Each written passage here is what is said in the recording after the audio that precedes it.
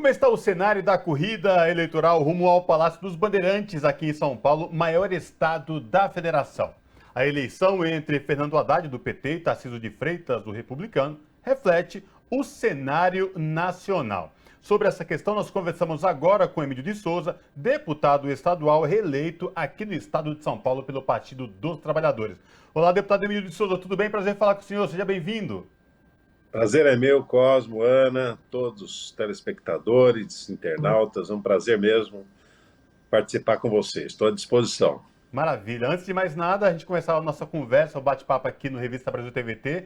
Parabéns pela sua reeleição como deputado estadual aqui no estado de São Paulo. Sucesso aí na Alesp, na próxima legislatura. A gente sabe que é muito importante. Agora, vamos trazer essa discussão. Estado de São Paulo, segundo turno. Eu queria que o senhor trouxesse para a gente uma avaliação de como é que está o cenário eleitoral, essa questão para a corrida ao Palácio dos Bandeirantes. De fato, esta eleição aqui no estado de São Paulo, ela reflete o cenário nacional, deputado?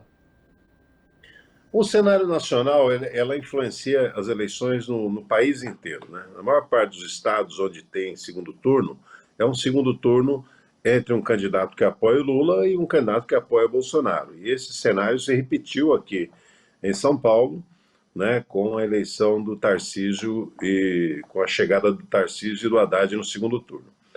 A verdade é o seguinte, é um cenário que no princípio era improvável, porque o Tarcísio é uma pessoa que mudou para São Paulo em abril, nem mudou direito, né? Quer dizer, então era impensável um cenário onde ele chegasse ao segundo turno, mas chegou, ele que está lá.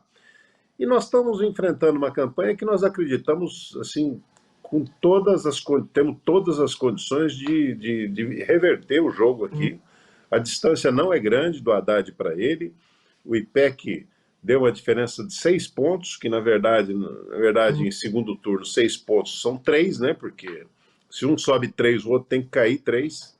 Então, é um jogo que nós achamos que dá para virar. O Haddad é um candidato muito consistente, eu acho que ficou claro isso no debate da Bandeirantes. Tanto ficou claro que o Tarcísio desistiu dos próximos debates, né? Ele desistiu de participar, porque ele não quer correr risco no debate, porque ele é tão frágil que ele não consegue... ele pode cair diante de uma pergunta, como ele caiu lá naquela entrevista à TV, onde perguntaram onde ele votava, ele não sabia, porque ele é programado, ele é um candidato que ele decorou algumas coisas de São Paulo e sai repetindo, né? Mas isso está ficando muito claro já, vamos dizer assim, o despreparo, o desconhecimento dele sobre o estado de São Paulo. O senhor colocou essa questão que ele desistiu dos próximos debates, aconteceu o da Band, né? Nesse segundo turno acontece, como são 2 candidatos, acontece um embate direto e, na verdade, o senhor está colocando é que o Roda Viva dessa próxima segunda-feira, que estava marcado para ser esse debate na TV Cultura, o então candidato Tarcísio declinou, disse que não irá. O que isso representa para esse processo da democracia das eleições não ter um debate, o debate que tem essa função de mostrar propostas, de colocar posições, e ainda mais nesse segundo turno que tão importante, como eu disse, embate direto, né? Um candidato contra o outro. O que a população de São Paulo perde sem esses debates? Pois é, hoje à noite, por exemplo, nós teríamos um outro debate, né, que é o debate do SBT, UOL, CBN, outros órgãos de imprensa, e ele não foi. Então vai ser transformado numa entrevista com o Haddad hoje à noite. Toda vez que não tem um debate, a democracia, o cidadão perde. Nesse caso de São Paulo, Ana, muito mais ainda, porque nós estamos diante de um candidato que não conhece São Paulo e São Paulo não conhece ele. Tá certo? O que ele pensa, o que ele propõe, o que ele já fez por São Paulo, as pessoas não conhecem. Então, aí fica torna ainda mais difícil. Ele quer ganhar, sim, ele quer ganhar a eleição sem se apresentar, sem dizer o que propõe para a educação, para os grandes desafios do governador, o desafio da mobilidade urbana, o desafio da segurança pública, do saneamento, da saúde e da educação, né? Quer dizer, não se expor ao debate, sabe, podendo participar, não é razão de saúde, não é razão de nada. É falar, eu não vou falar o que eu penso. Quer dizer, então, a única chance que São Paulo teria de conhecê-lo, ele está impedindo que essa chance se realize. Pois é, deputado Emílio de Souza, um momento tão importante, o estado de São Paulo, como eu falei, o maior estado da federação, mais rico, mas também cheio de contradições, porque, enfim, é isso que a gente vem falando, né? Esse seria o momento ideal para expor ideias, projetos e que a gente quer para o futuro. Lembrando que aqui no estado de São Paulo tem várias questões a serem resolvidas e desafios ao longo dos anos aí pela frente, na questão do emprego, a questão da fome, a segurança alimentar, transporte urbano, transporte, saúde, educação, enfim, e isso tudo fica muito fica a desejar por conta da falta mesmo desse embate para mostrar realmente o que cada candidato, cada candidatura oferece, tem como proposta para esse estado tão importante no Brasil, não é isso, deputado? É isso, Cosme. Veja só, o debate na TV, sabe, o confronto de ideias, ele serve para o candidato apresentar propostas. Então, por exemplo, o Haddad, nós apresentamos as propostas principais, né? Proposta de zerar o ICMS da cesta básica e da carne, a proposta de revogar o confisco dos aposentados, dos inativos do Estado de São Paulo, do governo do Estado, que o Dória e o Rodrigo fizeram, a proposta de implantar o bilhete único metropolitano, quer dizer, pegar as regiões metropolitanas, não é só a região de São Paulo, Campinas, Ribeirão, Baixada Santista, outras também, as pessoas se deslocam de uma cidade para outra e muitas vezes tem que pagar, no caso de São Paulo, o bilhete único, ele vale só dentro da cidade de São Paulo, ele não vale para Guarulhos, para Osasco, para outras cidades. Então, com o bilhete único metropolitano, as pessoas vão poder sair de Carapicuíba, de Itapevi, por exemplo, pegar um ônibus lá, pegar o trem com a mesma tarifa, pegar o metrô.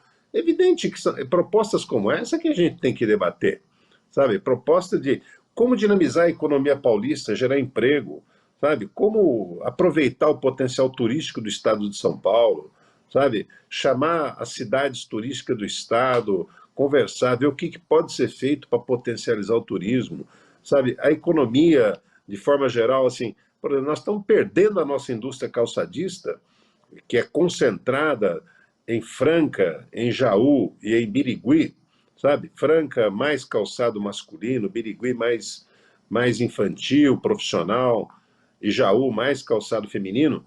Nós estamos perdendo para Minas, porque há um descompasso no ICMS aqui, e nós estamos perdendo competitividade para o Mato Grosso do Sul, para o Paraná, para Minas Gerais.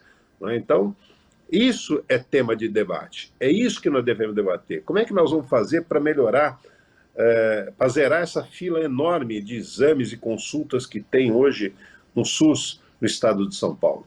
Como é que nós vamos fazer? Esses são os desafios do governador. Agora, ele tem, o que nós temos de referência dele? Ele era ministro do Bolsonaro, de infraestrutura. O investimento que o governo dele fez, o ministério dele fez em São Paulo, é nada, né? Se resume a 18 quilômetros de asfalto na BR-153, no interior de São Paulo, só, mais nada. Isso é menor, é a metade, esses 18 quilômetros, por exemplo, é a metade da Avenida Sapopemba, em São Paulo. Não há... Ele não tem entrega em São Paulo. Você pergunta com ele, ele fala assim, tem o contorno ferroviário de Araraquara, de Catanduva, não sei o que lá. Isso é papel, é só projeto, ele nunca entregou nada. Vai falar que em 4 anos, como na frente de um dos ministérios com mais orçamento, ele não pôde fazer nada? Claro que ele podia. Né? Então, eu fico pensando qual vai ser... O que nós sabemos dele é o seguinte, o Bolsonaro é um negacionista, um sujeito que nega a ciência. Ele vai negar também aqui em São Paulo? Nós somos a terra da ciência, nós somos a terra da pesquisa, a terra da inovação, a terra do empreendedorismo. Nós vamos agora ser negacionistas? E negacionismo, no caso, Cosme, não é apenas a vacina, é em tudo. Por exemplo, quando ele fala que vai tirar as câmeras da farda do policial, Ana, o que ele está dizendo é o seguinte, ó, eu não estou nem aí para os dados que falam que diminuiu o número de homicídios, o número de eventos com policiais com resultado morte inclusive de policiais. Ele está dizendo o seguinte, eu não vou. Hoje, agora já está na imprensa que ele já está voltando atrás. Quer dizer, ele não sabe, ele não tem ideia do que é São Paulo, do que ele está fazendo aqui. Ele mesmo fala, eu recebi uma missão do capitão para ir lá e ser governador. Olha, aqui não é missão, nós não estamos no Haiti, nós não estamos em força de paz, aqui é um estado mais importante do país, o coração do Brasil, e a primeira coisa é ser governado por alguém que saiba o que é esse estado, o que é a sua economia, o que é o seu turismo, o que é a sua cultura, o que é a sua gente, o que é a sua indústria, o que é os seus centros de pesquisa, como o Butantan, sabe? Como é que nós vamos fazer isso? Então, o problema não é ter vindo de outro estado, o problema é ter acabado de chegar. Ele chegou em abril. Se ele morasse aqui há 10, 15 anos, vamos lá. Agora, alguém que mora aqui há 4, 5 meses, querer governar um estado como esse, ele não vai poder nem debater mesmo, porque ele não sabe nada, ele não tem o que propor. Ele fala generalidades apenas. Deputado, o senhor está colocando algumas das questões que ele apresenta, mas importante também é as respostas que ele não deu no debate da Band, por exemplo, sobre quando foi questionado sobre orçamento secreto, que foi uma prática do governo que ele fez parte, como o senhor lembrou, ministro da Infraestrutura, um ministério importantíssimo, e também sobre a questão dos sigilos, sobre as ações do governo, né, que torna tudo assim uma falta de transparência total sobre como é regido o orçamento, como é disposto e para onde vai todo esse orçamento. Queria ouvir o senhor sobre essa não declaração que ele fez sobre esses dois fatores, o orçamento secreto e também a questão de sigilo, que é uma prática do governo Bolsonaro agora na sua gestão. Pois é, Ana, o silêncio diz tudo. O silêncio diz tudo. Ou ele não sabe ou ele não pode responder, né? Porque a verdade é o seguinte, nós estamos diante de um candidato que não tem autonomia. Ele veio aqui cumprir uma missão e ele encara isso como uma tarefa militar. Olha, o chefe me deu uma missão, preciso ir lá e cumprir, sabe? Então, a questão é o seguinte, veja assim, no primeiro dia, o segundo dia, após o primeiro turno, ele deu uma declaração tipo 11 da manhã, dizendo que não queria o Rodrigo Garcia no palanque dele. 2 da tarde, 3 horas depois, o Bolsonaro baixou em São Paulo, chamou ele e falou, sim, vocês vão estar juntos, e ele ficou quieto. Quer dizer, é duro trabalhar isso. É isso. Você imagina o Bolsonaro perdendo o governo federal e ele ganhando aqui, o que eles vão fazer? Ele vai trazer toda essa turma do ministério dele, os filhos dele, tudo para socar aqui.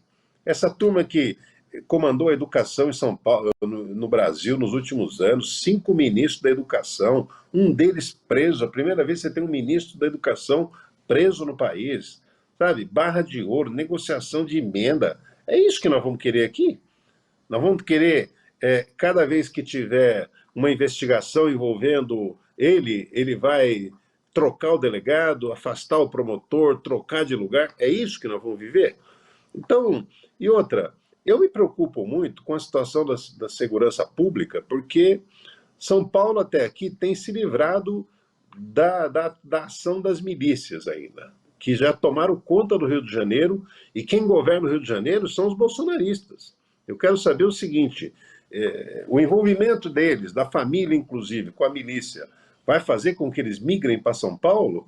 Então, eu acho que o que está em jogo é muita coisa, eu tenho a impressão que as pessoas precisam estar mais atentas ao que está em jogo agora. Então, cheque em branco, nós nunca devemos dar para ninguém.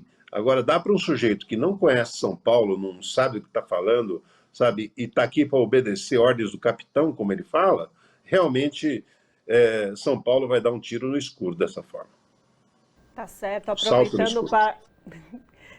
aproveitando para parabenizá-lo mais uma vez, deputado, pela reeleição agora. Então, conversamos com o Emílio de Souza, deputado estadual reeleito no estado de São Paulo pelo Partido dos Trabalhadores. Muito obrigado pela sua participação com a gente aqui hoje.